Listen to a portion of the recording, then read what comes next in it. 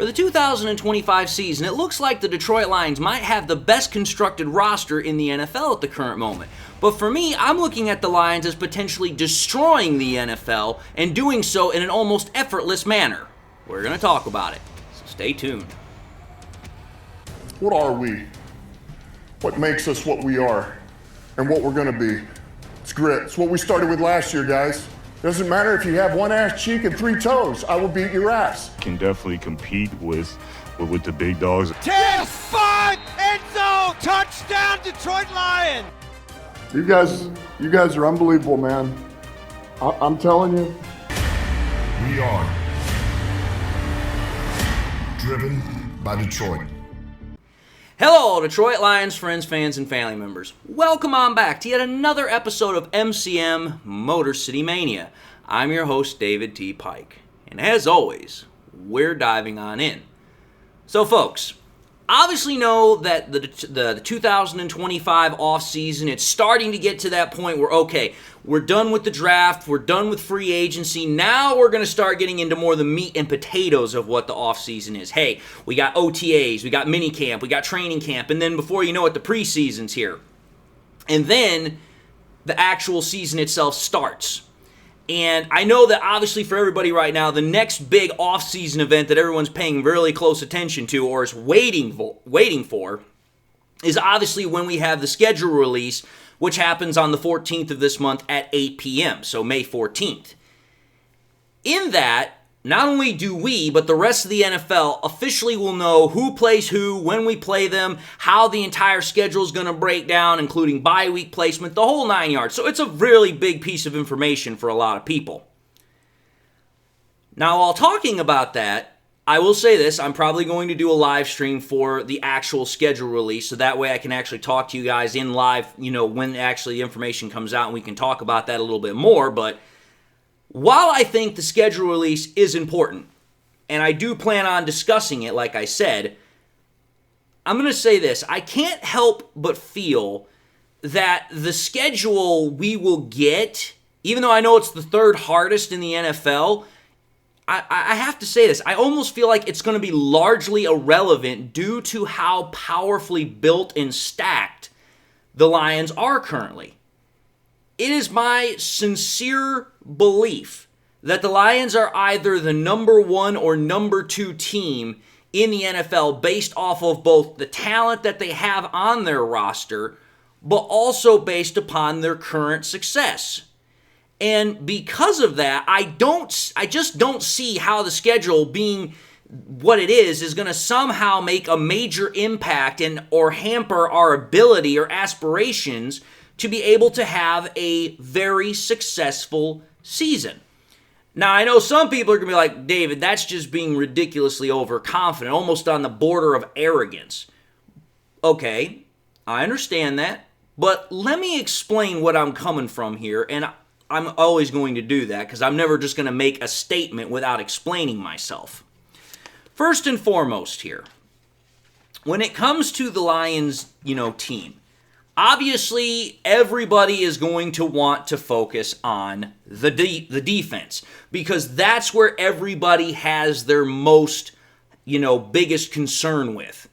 And many people have continued to express doubt that they don't believe that the Lions can win, or rather they just say they won't win because they have not done enough to improve the defense over the course of this offseason or to inspire either hope or confidence that the defense can play to the elite level that the offense has shown. However, outside of just the defense at large, there are also other concerns that people have had about whether or not Hutchinson is going to be able to bounce back from his leg break last season from when he was, playing the Cowboys. Let's first address the defense as a whole here. I'm going to just say this right now. If you go back and you actually take a look at how the Detroit Lions were performing as a defense over the first 5 games, which included Hutchinson being out on the field, the Lions had one of the best defenses in the NFL. I mean, I'm not making that up, and I'm not just trying to spin a web here. I mean, you go back and you actually take a look at the stats. I'm going to put them up on the screen. The Lions, over the first 5 games of 2024, they had the 5th best defense in terms of points given up, the 3rd best defense in terms of rush yards given up, the 3rd best defense in terms of passer rating giving up. They were tied 8th for pass average given up, tied 2nd for the most interceptions garnered. They were ranked 4th in interception percentage, and they were tied 2nd in the least amount of passing touchdowns given up. That's a pretty stout defense. Can't run the ball, you can't score really, and on top of that, it's a turnover machine, which absolutely is just a ball hawk central. So let me get this straight. You want to try and tell me that this defense cannot play at an elite level when all of the major stats that I just pointed out there, which would show whether or not a defense can play at an elite level, show that this defense was dominating over the first 5 games of the year? That to me would tell me that the evidence shows the exact opposite of that thought process. It shows me that the defense not only can dominate, but that it did dominate.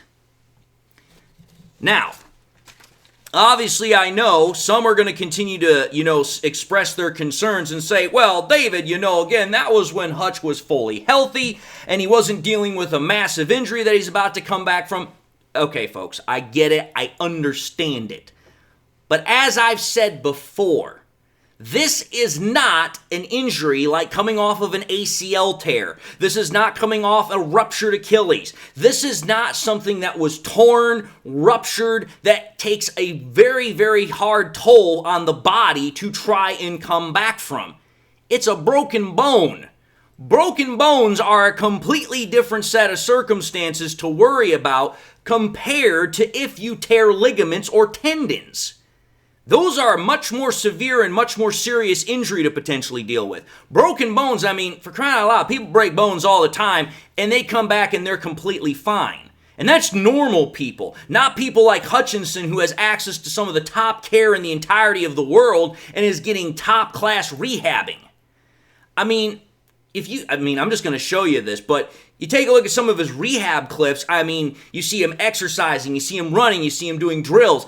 If you seriously think that Hutch is not going to come back with a damn fiery vengeance, you're nuts.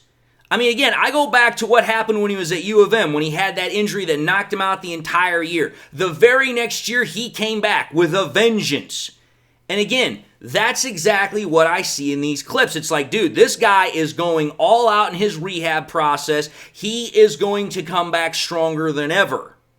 So, for me, it's like, okay, if you're concerned about the whole defense as it is, wait a minute. Not only did we return most, if not all of our starters on defense, save Carlton Davis, who decided to jettison to go play for the Patriots, bad move in my opinion, but you also are worried about the fact that Hutch potentially might not be the same player, even though his rehab videos and clips show him absolutely killing it. It's like, why in the world are you so worried or down on this defense when the defense last year, when healthy, was a top 10 defense? And even when it wasn't healthy, it still finished as a pretty damn good defense for the most part. I'm not saying it was top 10, but it was still pretty damn good. Especially now with, hey, you know what? Most of our defensive starters, they're going to come back. They're healthy. And on top of that, this defense has the most, if not almost all, of the pieces it had last year when it was doing so well. So to me, if all you're going to say is, well, I don't think this defense can, or I'm afraid that it's not going to be all that good, I'm sorry. You're just focusing totally on the negative, and you're not even trying to look at the positive. So that's reason number 1 why I believe the Lions are going to destroy the NFL this upcoming season and make it look effortless. Reason number 2, I call this offensive nuclear explosion. Again, I have long spoke on how powerful the Lions offense is, and I've long stood by my assertion that this offense is deadly. And it can destroy opposing teams' defenses and make it look ridiculously easy. almost kind of having an opposing defense over in the corner sucking its thumb crying for mommy.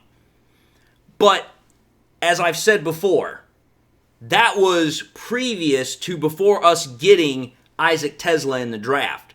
Because as I used the analogy, the previous offense, I would have used the analogy of a Mustang with a small block 302 engine. Now I look at that Mustang and it's got a Boss 302 engine in it.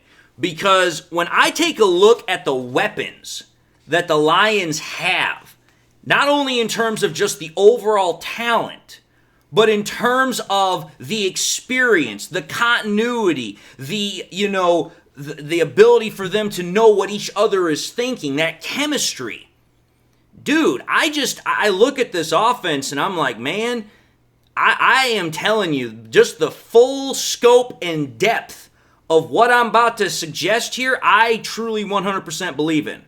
Because what I'm going to suggest here is I think the Lions 2025 offense has the high potential of being able to supplant the 2013 Broncos records. I'm just going to put it up on the screen here just so that way you guys can understand what I'm talking about here. But if you go back to 2013, the Denver Broncos offense was damn near first in almost every offensive category in the league that year. The only area where they weren't really all that strong was the rushing game. But virtually everything else was either in the top 3 or number 1. I mean, you are just talking about an offense that just made it look effortless. Peyton Manning was at the height of his powers, and this was a guy that was coming off of a neck surgery where he could not feel his throwing hand, and he still was dominating. So that's 2013 Broncos offense. What did our offense look like last year in comparison? I'm going to say this right now.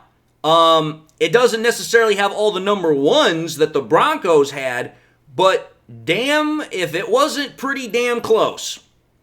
I mean, you take a look at the numbers. We weren't that far away from, getting to where the Broncos were in 2013 in terms of points. We weren't that far away in terms of yards. We weren't that far away in terms of first downs. We weren't that far away from passer rating. We definitely destroyed them when it came to the rushing component. And we also outdid them in terms of scoring drive percentage and had a lower turnover percentage per drive.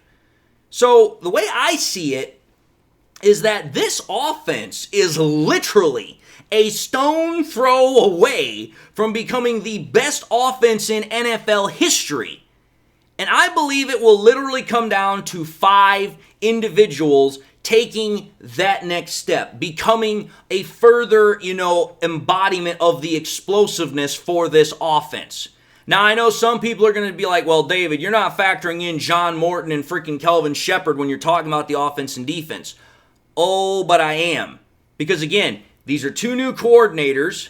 Nobody really knows what these guys are going to do for the most part. That's an advantage. Because since there's nothing that you can use really to game plan against, you've now got to cover all bases. And I'm sorry, no opposing offense or defense can do that. You just can't. You have to prepare for everything, but you don't have the resources to prepare for everything. That's an advantage. So, getting back to what I was talking about here with the offense, the 5 individuals that I'm talking about here that I believe are going to have to continue to play at a high level of performance or at the highest level of performance to make this work.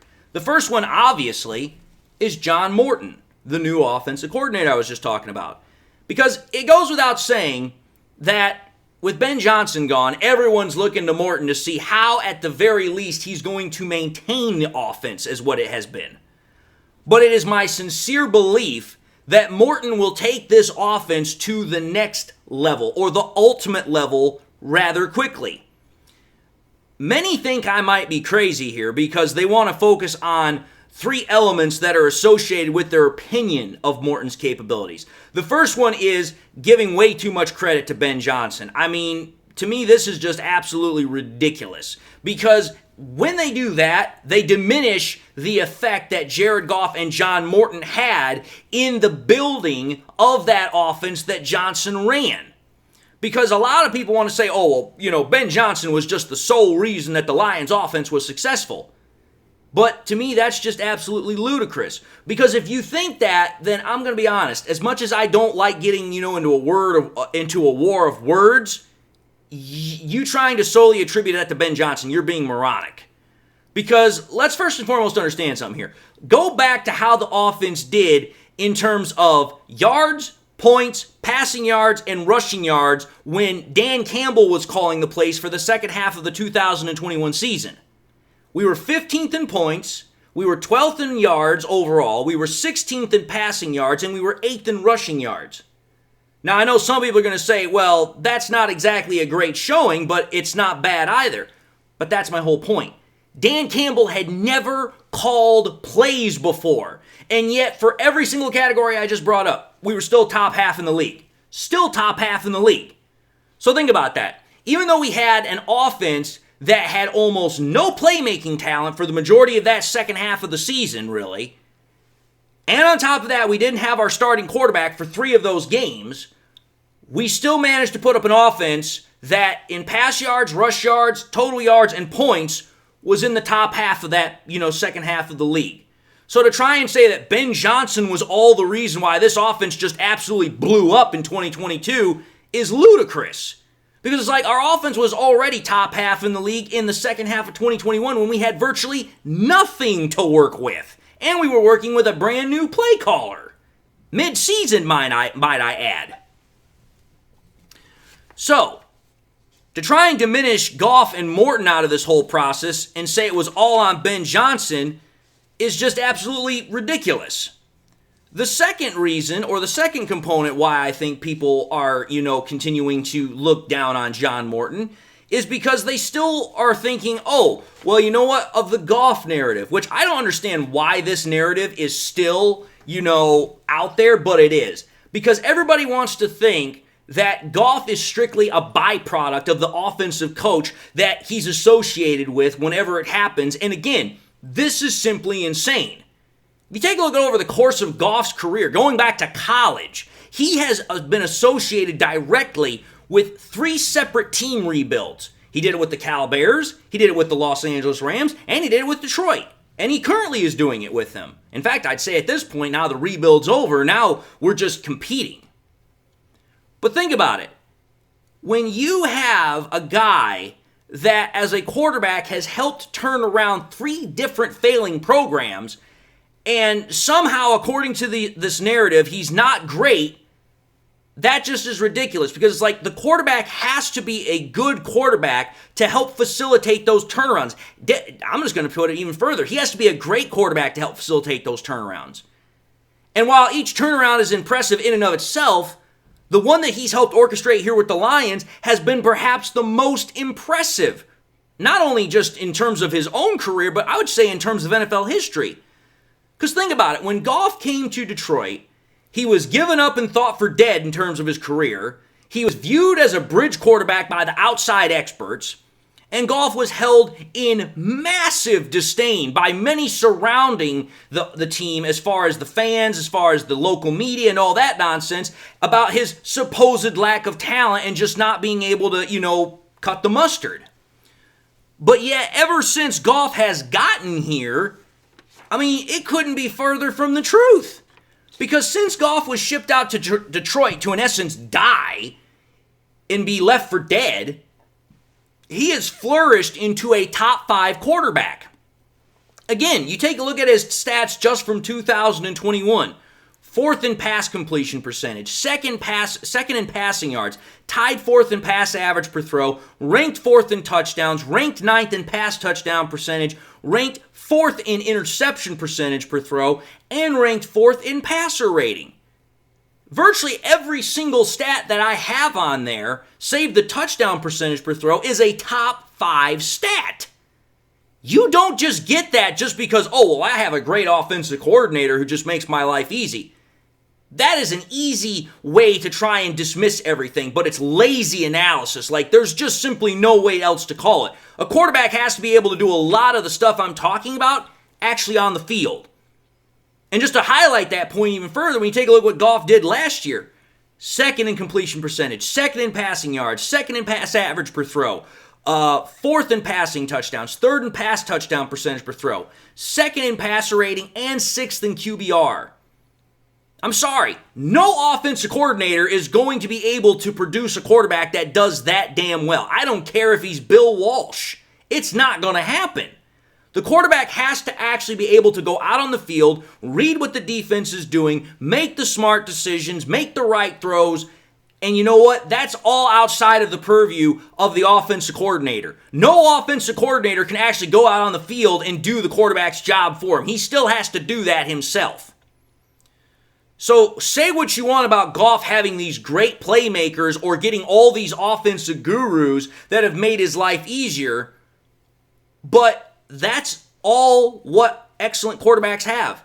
That's all what excellent quarterbacks do in terms of posting top numbers. And it's also the same case when they have excellent supporting casts. There is no such thing as a great quarterback that has ever been able to be a great one without a strong supporting cast.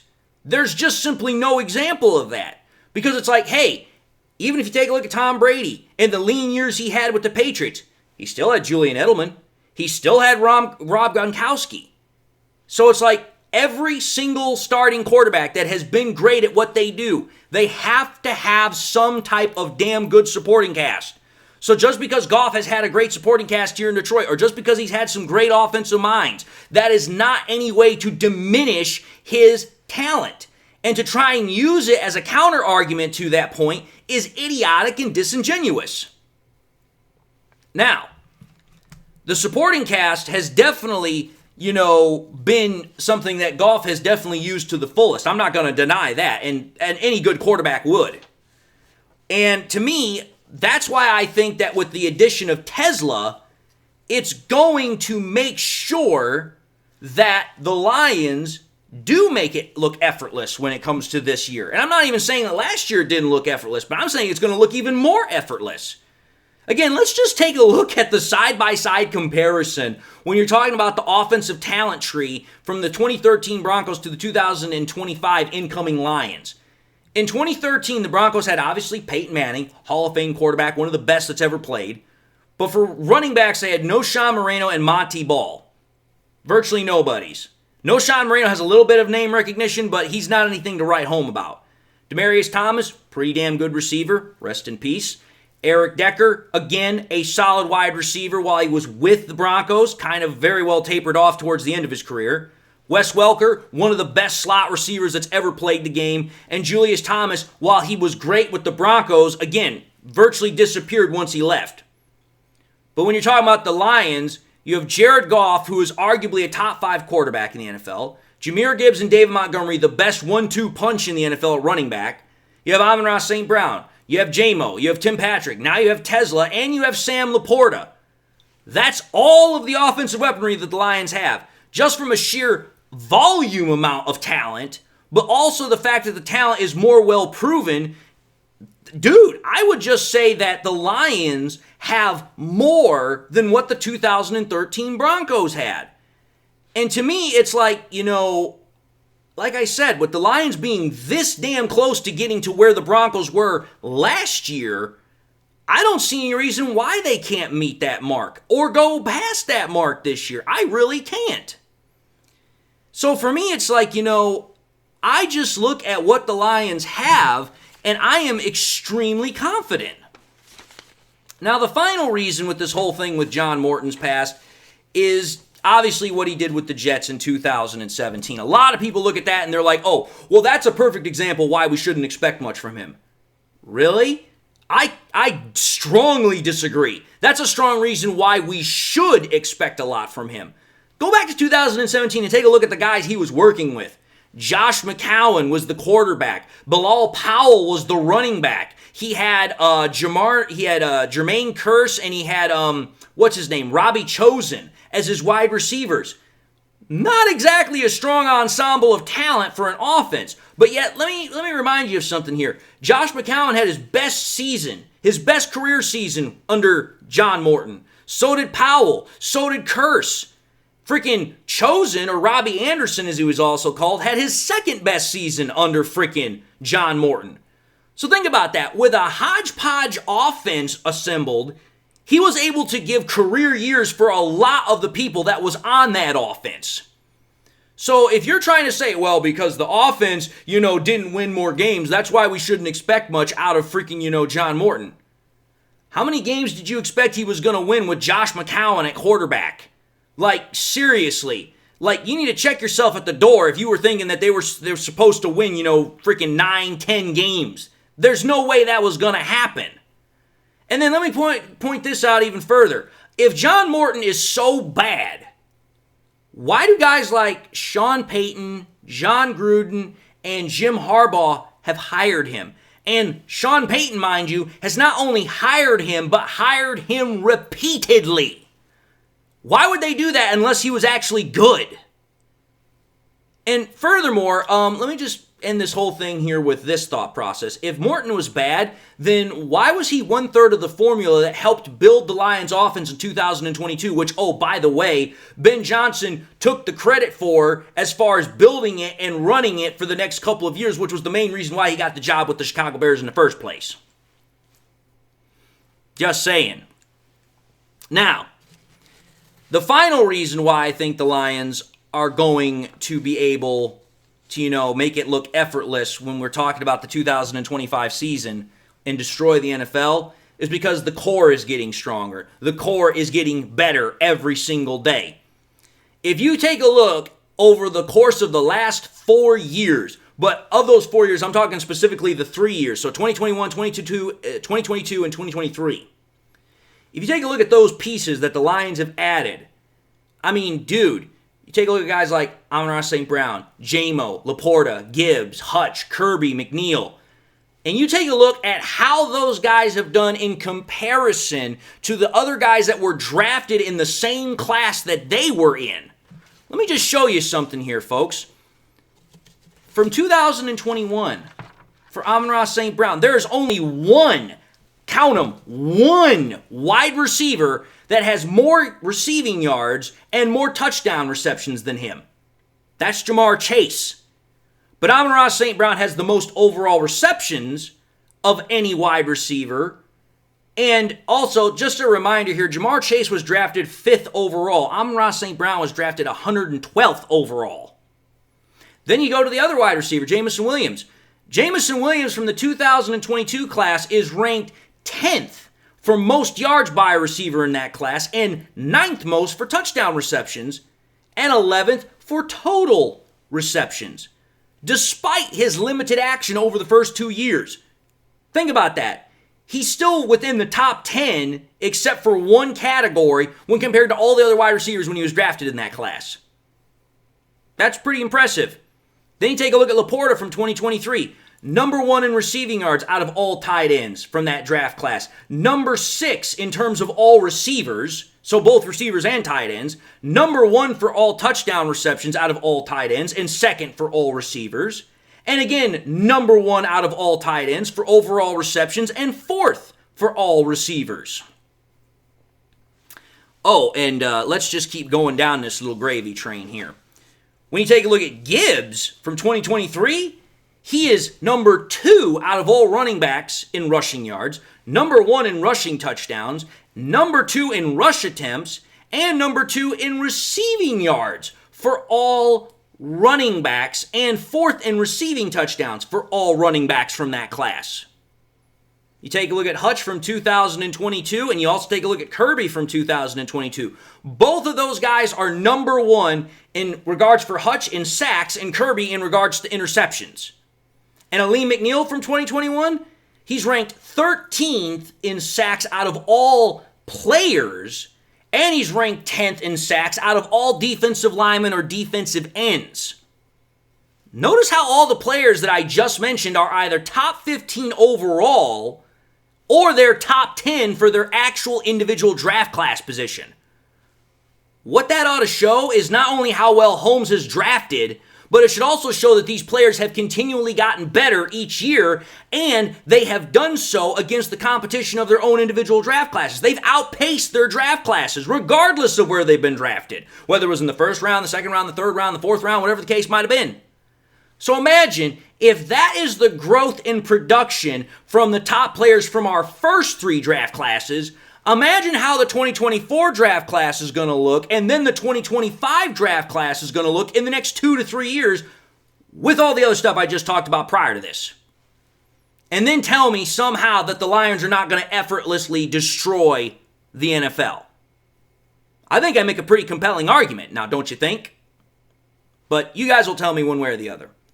Having said that, I've reached the end of this episode, so I'm going to say thank you all for watching in another episode of MCM Motor City Mania. If you like what you saw, by all means, I highly encourage y'all to watch the next episode. Also encourage y'all to do one of these 3 things, like, comment, and subscribe. If by chance you subscribed in the past, you forgot to do so at the time, I want to highly encourage y'all, please, make sure you hit that bell notification icon so you guys never miss any more content that I push out. Also encourage y'all to share this content anywhere and everywhere you possibly can, whether it's here on YouTube or Twitter or Facebook. Man, I'm getting super excited. And with that, I sincerely hope everybody enjoyed this content. I hope you all got something out of the content, maybe opened up some new eyes, new perspectives, gave you something new to think about. That's truly what I try to do with every episode I make, whether it's the first time you've watched me or you guys have watched me forever and a day. Also, hope everyone has something in their life to make them happy, make them smile. God bless, my friends. And until the next time we meet, I'll see you all in the next episode.